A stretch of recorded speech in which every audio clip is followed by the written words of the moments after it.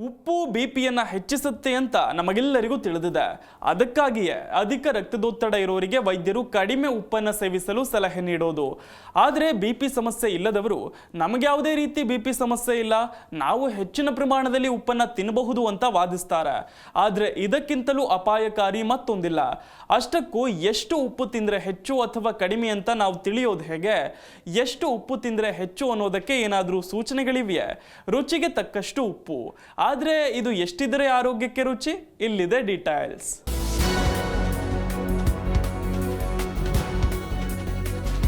ರುಚಿಗೆ ತಕ್ಕಷ್ಟು ಉಪ್ಪು ಎಂದು ಹೇಳೋದು ಹೌದಾದ್ರೂ ಉಪ್ಪು ಬಾಯಿಯ ರುಚಿಗೆ ಮಾತ್ರವಲ್ಲ, ದೇಹದಲ್ಲಿ ಬಹಳಷ್ಟು ಕೆಲಸಗಳನ್ನ ಮಾಡುತ್ತೆ. ಹಾಗೆಂದು ಅದನ್ನ ಸಿಕ್ಕಾಪಟ್ಟೆ ತಿನ್ನುವಂತಿಲ್ಲ.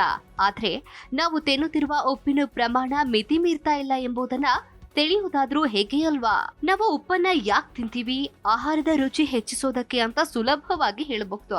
ಆದ್ರೆ ಅದಷ್ಟಕ್ಕೆ ಮಾತ್ರ ಉಪ್ಪು ಬೇಕಾ ನಮ್ಗೆ? ಹೌದು, ಉಪ್ಪು ಇಲ್ಲದಿದ್ರೆ ಕಷ್ಟವಾಗುವ ಹಾಗೆ ಉಪ್ಪು ಹೆಚ್ಚಾದ್ರೂ ತಿನ್ನಲಾಗದು ತಾನೆ. ಆದ್ರೆ ಎಷ್ಟು ಉಪ್ಪು ತಿಂದ್ರೆ ಹೆಚ್ಚು ಅಥವಾ ಕಡಿಮೆ ಅನ್ನೋದು ಹೇಗೆ ತಿಳಿಬೇಕು ನಾವು? ಬಾಯಿಯ ರುಚಿಯ ಮೂಲಕ ಮಾತ್ರವೇ? ಕೆಲವು ಪಾಕಗಳಲ್ಲಿ ಉಪ್ಪಿನ ರುಚಿ ಹೆಚ್ಚಿಲ್ಲದಿದ್ರು ಸೋಡಿಯಂ ಅಂಶ ಹೆಚ್ಚಿದೆ ಅನ್ನುತ್ತಾರಲ್ಲ, ಇದನ್ನ ಹೇಗೆ ತಿಳಿಬೇಕು? ಎಷ್ಟು ಉಪ್ಪು ತಿಂದ್ರೆ ಹೆಚ್ಚು ಅನ್ನೋದಕ್ಕೆ ಏನಾದ್ರೂ ಸೂಚನೆಗಳಿವೆಯಾ ಅಂತ ಬನ್ನಿ ತಿಳಿಯೋಣ. ಮೊದಲಿಗೆ ಉಪ್ಪು ಅಂದ್ರೆ ರುಚಿಗೆ ಮಾತ್ರವಲ್ಲ ಎಂಬುದನ್ನ ಅರ್ಥ ಮಾಡ್ಕೊಳ್ಳೋಣ. ಉಪ್ಪು ಅಥವಾ ಸೋಡಿಯಂಗೆ ನಮ್ಮ ದೇಹದಲ್ಲಿ ಹೆಚ್ಚಿನ ಕೆಲಸವಿದೆ. ನಮ್ಮ ಶರೀರದ ಕೋಶಗಳಲ್ಲಿರುವ ನೀರಿನ ಅಂಶದ ನಿರ್ವಹಣೆಗೆ, ಸ್ನಾಯುಗಳ ಸಂಚಲನಕ್ಕೆ, ನರಗಳ ಕ್ಷಮತೆಗೆ, ಸಣ್ಣ ಕರುಳಿನಲ್ಲಿ ಕೆಲವು ಸತ್ವಗಳು ಹೀರಲ್ಪಡುವುದಕ್ಕೆ, ರಕ್ತದೊತ್ತಡ ನಿರ್ವಹಣೆಗೆ, ಹೀಗೆ ಬಹಳಷ್ಟು ಕೆಲಸಗಳಿಗೆ ಸೋಡಿಯಂ ಅವಶ್ಯಕ. ಇವೆಲ್ಲ ನಮಗೆ ದೊರೆಯುವ ಮುಖ್ಯ ಮೂಲವೆಂದ್ರೆ ಉಪ್ಪು. ಆದ್ರೆ ಅದನ್ನಾದ್ರೂ ತಿನ್ನೋದು ಹೆಚ್ಚಾಗಬಾರ್ದು. ತಿನ್ನುತ್ತಿರುವ ಉಪ್ಪಿನ ಪ್ರಮಾಣ ಹೆಚ್ಚು ಎಂಬುದಕ್ಕೆ ದೇಹ ಕೆಲವು ಲಕ್ಷಣಗಳನ್ನ ತೋರಿಸುತ್ತೆ. ಏನು ಆ ಲಕ್ಷಣಗಳು ಅಂದ್ರೆ, ರಕ್ತದೊತ್ತಡ. ಬಿಪಿ ಅಥವಾ ರಕ್ತದೊತ್ತಡ ಹೆಚ್ಚಿದೆಯಾ? ಉಪ್ಪು ನೇರವಾಗಿ ಅಲ್ದಿದ್ರು ಪರೋಕ್ಷವಾಗಿ ತಿನ್ನುತ್ತಿರುವ ಪ್ರಮಾಣ ಹೆಚ್ಚಿದೆಯಾ ಅನ್ನೋದನ್ನ ಗಮನಿಸಿ. ಹೆಚ್ಚು ಉಪ್ಪಿನಕಾಯಿ, ಚಿಪ್ಸ್, ಬೇಕರಿ ತಿಂಡಿಗಳು ಹೊಟ್ಟೆ ಸೇರ್ತಾ ಇವೆಯಾ?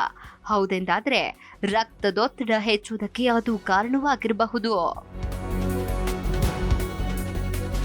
ಇತ್ತೀಚಿನ ದಿನಗಳಲ್ಲಿ ಅನೇಕರು ಎದುರಿಸುತ್ತಿರುವ ಆರೋಗ್ಯ ಸಮಸ್ಯೆಗಳಲ್ಲಿ ಅಧಿಕ ರಕ್ತದೊತ್ತಡವೂ ಒಂದಾಗಿದೆ. ಮೊದಲು ಈ ಸಮಸ್ಯೆ ಹೆಚ್ಚಾಗಿ 50 ವರ್ಷ ದಾಟಿದವರಲ್ಲಿ ಕಂಡು ಬರ್ತಾ ಇತ್ತು. ಆದರೆ ನಮ್ಮ ಜೀವನ ಶೈಲಿ ಮತ್ತು ಆಹಾರ ಸೇವನೆಯಲ್ಲಿನ ಬದಲಾವಣೆಗಳಿಂದಾಗಿ ಚಿಕ್ಕ ಮಕ್ಕಳಲ್ಲಿಯೂ ಬಿಪಿ ಸಮಸ್ಯೆ ಕಂಡು ಬರ್ತಿದೆ. ಪ್ರತಿನಿತ್ಯ ಹೊರಗಿನ ಆಹಾರವನ್ನು ಸೇವಿಸೋದ್ರಿಂದ, ಅದರಲ್ಲಿಯೂ ವಿಶೇಷವಾಗಿ ಒತ್ತಡದ ಉದ್ಯೋಗದಿಂದಾಗಿ ಬಿಪಿ ಹೆಚ್ಚಾಗ್ತಾ ಇದೆ.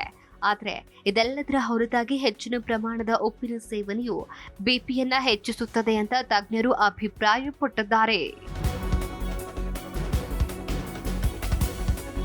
ಉಪ್ಪು ಬಿಪಿಯನ್ನ ಹೆಚ್ಚಿಸುತ್ತೆ ಅಂತ ನಮಗೆಲ್ಲರಿಗೂ ತಿಳಿದಿದೆ.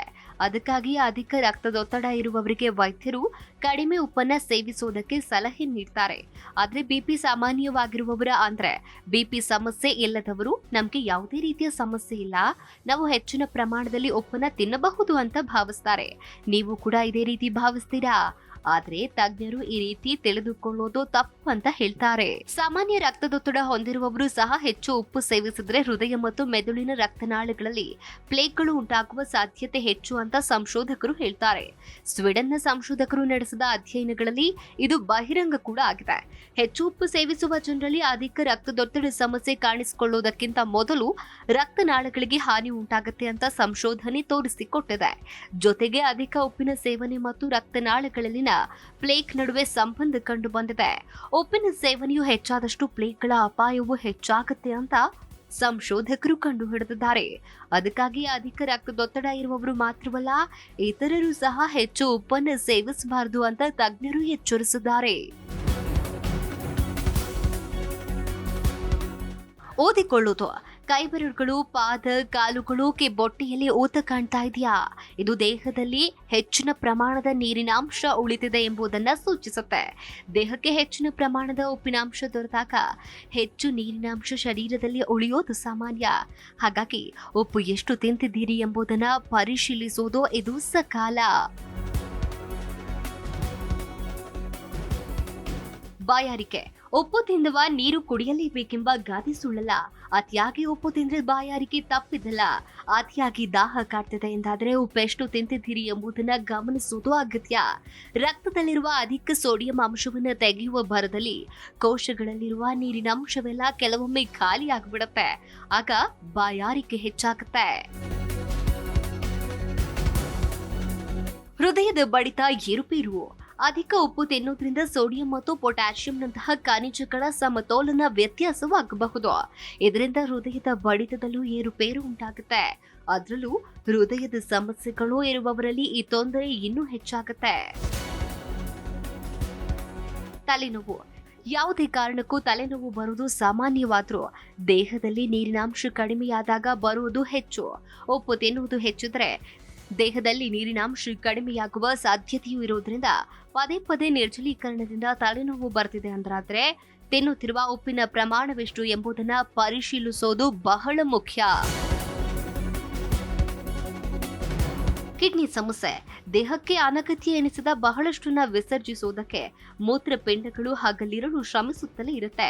ಉಪ್ಪಿನಂಶ ದೇಹದಲ್ಲಿ ಹೆಚ್ಚು ಉಳಿತಿದೆ ಎಂದಾದ್ರೆ ಅದನ್ನ ವಿಸರ್ಜಿಸಲು ಸಹ ಕಿಡ್ನಿಗಳು ಹೆಚ್ಚುವರಿ ಕೆಲಸ ಮಾಡಬೇಕು. ಹೀಗೆ ಅತಿಯಾಗಿ ಕೆಲಸ ಮಾಡುವುದರಿಂದ ಕ್ರಮೇಣ ಮೂತ್ರಪಿಂಡಗಳು ಸೋತು ರೋಗಗಳಿಗೆ ಈಡಾಗಬಹುದು. ವಿಶ್ವ ಆರೋಗ್ಯ ಸಂಸ್ಥೆ ಹೇಳಿರೋ ಪ್ರಕಾರ ಊಟ ಹಾಗೂ ಇನ್ನೆಲ್ಲ ಆಹಾರ ಮೂಲವೂ ಸೇರಿ ದಿನಕ್ಕೆ 1 ಚಮಚಕ್ಕಿಂತ ಹೆಚ್ಚು ಉಪ್ಪನ್ನ ಸೇವನೆ ಮಾಡಬಾರದು ಅಂತ ಶಿಫಾರಸು ಮಾಡುತ್ತೆ. Desk bureau, G Kannada news.